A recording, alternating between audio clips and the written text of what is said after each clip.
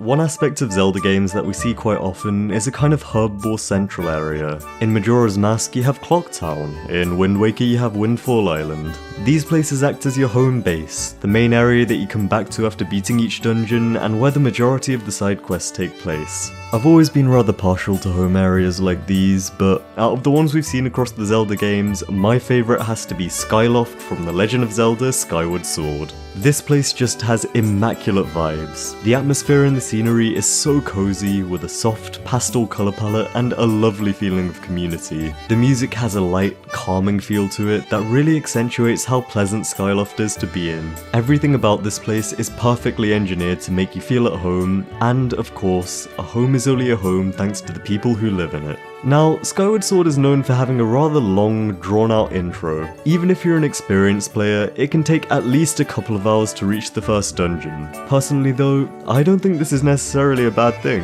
This is because a large proportion of the intro takes place in Skyloft, which really gives the place time to shine and properly introduces you to the cast of characters in this game. For instance, you've got Link and Zelda. In a lot of the other Zelda games, you don't really get to spend a lot of time seeing these two interact, but in Skyward Sword, that couldn't be further from the case. The game's intro really takes its time to place a large emphasis on the dynamic between Link and Zelda to a greater extent than almost any other game in the series. You get to see them talk, you get to see them having fun, you get to see them just hanging out like normal people. In this game, they're both students at the Knights Academy and have been close friends since childhood. There are some really cute cutscenes, and there's undeniably a chemistry here that actually feels genuine, because we get to spend a decent bit of time with them before the rest of the plot unfolds. Zelda and Link aren't the only characters that you'll run into across Skyloft though, oh no. The town is richly populated with a whole host of NPCs for you to interact with, which helps the place to really come to life. Alongside the two of them, you've also got the rest of the students of the Knights Academy too. You've got Corlin, Stritch, Karain, Pippet, Fledge, and of course, who could forget, the man, the myth, the legend, Groose. This guy is the absolute peak of the franchise, and I won't hear any other arguments. He's such a perfect comedic relief character. He starts off as this antagonistic bully towards Link, who you can't quite take seriously because of his odd choice of hair and over-the-top demeanour. He is also visibly jealous at how close Link and Zelda are, and does his best to try and win Zelda over, but rather amusingly, he gets shut down every single time. Over the course of the game though, he actually undergoes a lot of character development, and while he still retains his flamboyant style, he sets aside his differences with Link and ends up helping him out in the end. Dude is an actual Giga Chad. Even the more minor characters like Stritch are quite well fleshed out. Initially, he seems to just be another one of Groose's lackeys, but when he's apart from Groose and Corlin, he actually comes across as a pretty chill dude who has a fascination for bugs. There's also Fledge, who appears to be a bit of a weakling, but idolizes Link and admires his strength. Over time, you help him to build up his confidence, and it's very sweet to see.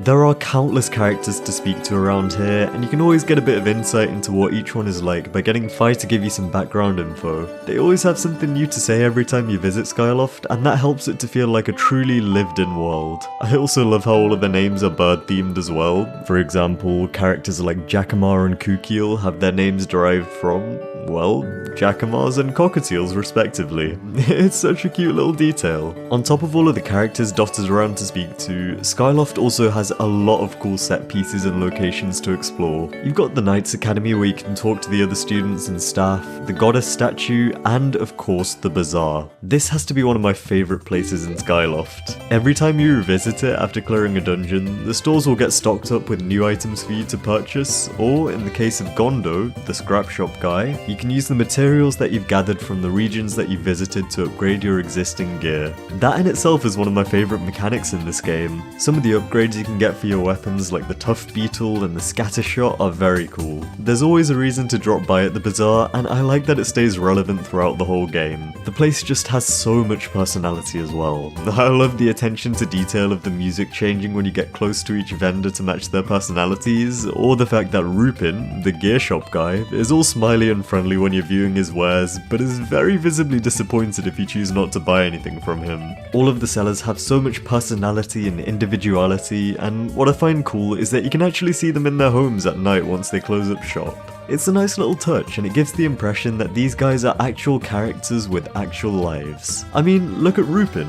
His animations might seem like a simple, funny gag, but they're contextualized when you come to visit him at night, and he says he's tired of playing this overly friendly shopkeeper character. This added depth strengthens that feeling of a real community that Skyloft has going for it. Alongside the shops in the bazaar, you also have Beedle's airship as well. You'll find him flying around over Skyloft, and if you shoot the bell hanging from his ship, you're able to climb up and pay him a visit. He is very much the same as in his other appearances, even down to those iconic sound effects. What I find though is that the items he has in stock, while useful, tend to be very expensive. Oftentimes, I find myself going into his store, seeing that I can't afford anything, and then having to leave. What I find funny though is that if you do this, Beedle gets annoyed at you for window shopping and wasting his time, so he does the only rational thing by opening up a hidden trapdoor in the floor to kick you out of the shop and send you falling to your doom. That seems rather unsafe and does not seem like the best way to encourage customer loyalty, but it's still pretty hilarious regardless. Another great part of Skyloft is all of the subplots and side quests that unfold between the NPCs and other students of the Knights Academy. These primarily take place through the gratitude crystal system. Essentially, living tucked away in a little shack underneath the graveyard is a demon named Batro. As it turns out, despite his intimidating appearance, he's actually a well-intentioned, nice guy who wants nothing but the best for the people of Skyloft and just wants to make some friends, but because of his looks, he finds himself scaring everybody off and is now kinda lonely living all by himself.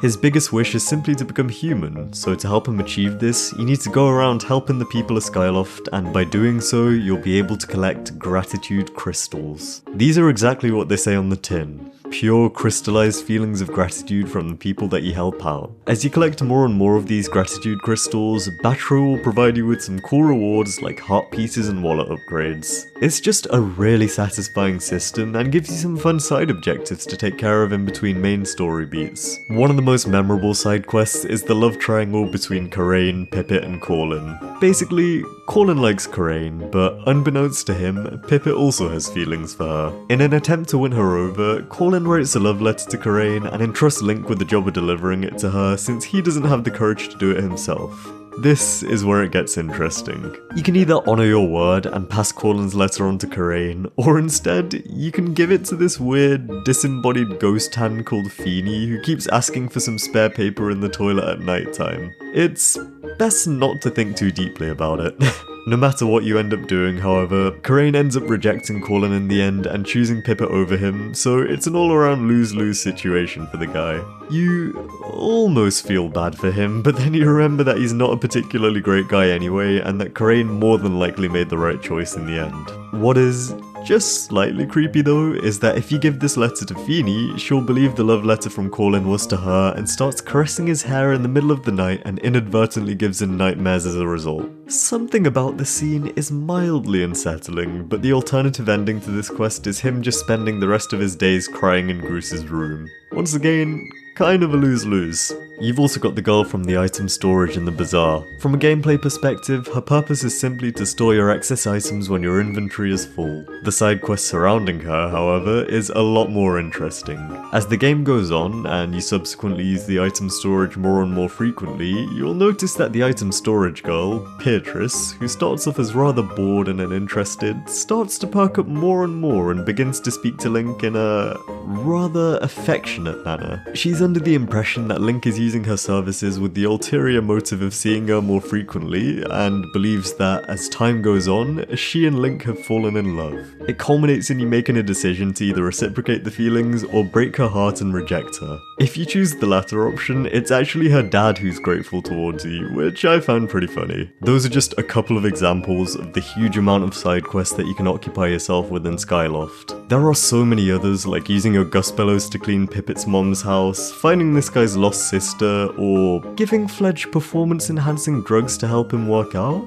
I'm sure it's fine. All of these side quests provide more depth to the characters and make them feel just that little bit more real. There are also a couple of Easter eggs which I found pretty cool, like if you smash too many pots in the kitchen of the Knights Academy, the chef, pretty justifiably I must say, gets rather annoyed at you. You can also get into Zelda's room via a secret entrance in the air ducts, which I always thought was neat, and you also see the headmaster gay Pora bathing in doing so make of that what you will. You've also got the Remlets, these cute little flying cat guys who look all friendly during the day and turn into bloodthirsty killing machines in the night.